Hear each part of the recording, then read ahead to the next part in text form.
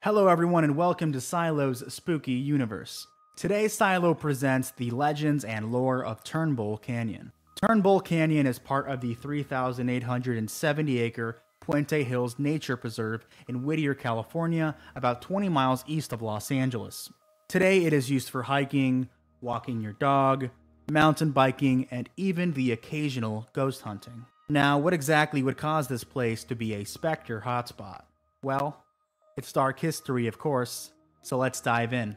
The Turnbull Canyon/Puente Hills Nature Preserve was originally named Awingna by the Tongva Indians, which were the Native Americans who once owned the land.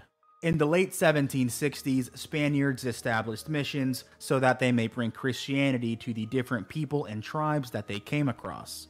The Tongvas became somewhat of a target to these missions, and as the Spanish arrived, they began to give the Tongva people Spanish names and placed them in Christianity conversion camps that they called rancherias.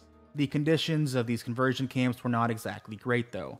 The Tongva were treated like peasants and made to work like slaves on the ranches and farms in the area. Many were forced to be baptized, give up their way of life and culture, and even their language. The Spanish even stopped the use of their tribal name Tongva and gave them the Spanish name Gabrieleño.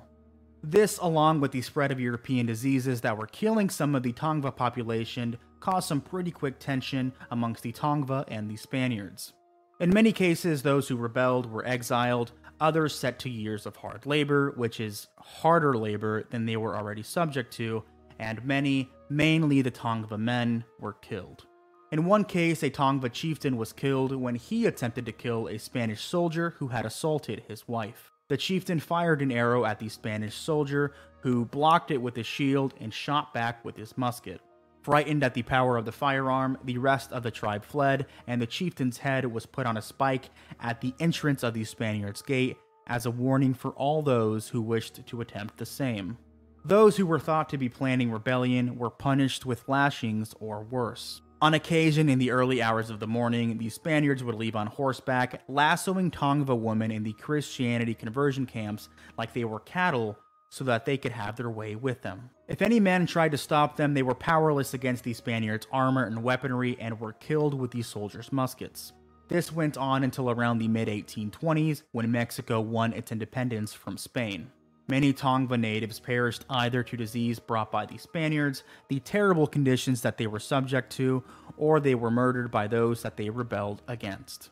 Now, there are some misconceptions about the name that the natives gave to this canyon, so I figured I would mention that as well. Many say that the natives gave Turnbull Canyon the name Hotungna, or the place of darkness and death, but this name was actually given to an area roughly 17 miles southeast of Turnbull Canyon, towards the hills around a place called Yorba, where some rebellious Tongva natives were chased to by Spaniards and ultimately met their demise. Now let's flash forward to the late 1870s, where a Scottish immigrant named Robert Turnbull purchased the land to raise sheep and sell the wool for a great profit. Robert Turnbull's reputation was that of a town drunk. He would drink regularly, was rarely seen sober even when conducting business deals, and was known to start fights while intoxicated, rarely winning any bouts. Turnbull sold the farm in 1887 for a large profit of $30,000, which is equivalent to roughly under $1 million today when accounting for inflation. A year later, in 1888, while enjoying the money he had made from the sale of the farm, Turnbull was doing what he enjoyed the most: drinking and starting fights. On his way home that day, he fell off of his horse and was arrested for public intoxication. When he returned home the next day, his face was bloodied, broken, and covered in bruises. The trauma to his head resulted in an aneurysm that caused him to fall to his death off of a bridge. So the question remains, who murdered Robert Turnbull? Was he attacked on his way home that day, or was he beaten by the very people who had arrested him? We may never know, as his attacker was never caught. Shortly after his death, the canyon was named Turnbull Canyon in his honor by the people who had purchased the canyon from him. On April 16, 1952, Flight 416 West left New York City on its way to Hollywood, California, but it would never reach its final destination. On April 18, 1952, one of the pilots, Captain Powell, flew roughly 10 feet below the suggested altitude to try to get a better view through the thick fog that covered the air that day. This minor disobedience by the pilot caused Flight 416 to scrape its wing alongside the canyon and spin out of control, causing a loud and fiery impact. The lives of all 29 passengers on board were unfortunately taken. The crash was so bad, though, that it was hard for those who arrived at the wreckage to distinguish what was people, as the flames and the explosion of the aircraft had effectively turned many of the deceased into near dust. Shrapnel from the plane crash was found throughout multiple acres of the canyon, and one of the deceased passengers was found over 70 feet away from the crash while still strapped to his seat. Locals have told stories of occult activities being held in the canyon during the Great Depression era. Many families had to give up their kids to orphanages during these rough times, and it was said that a mysterious satanic cult would adopt or kidnap these orphaned children in order to use them as sacrifices before leaving their bodies in the canyon, though this can't exactly be verified. Locals have also told stories of a mental asylum that was once in the area but burned down in the 1940s. It's been said that electroshock equipment from this asylum was found by a group of teenagers in the early 60s while exploring the canyon.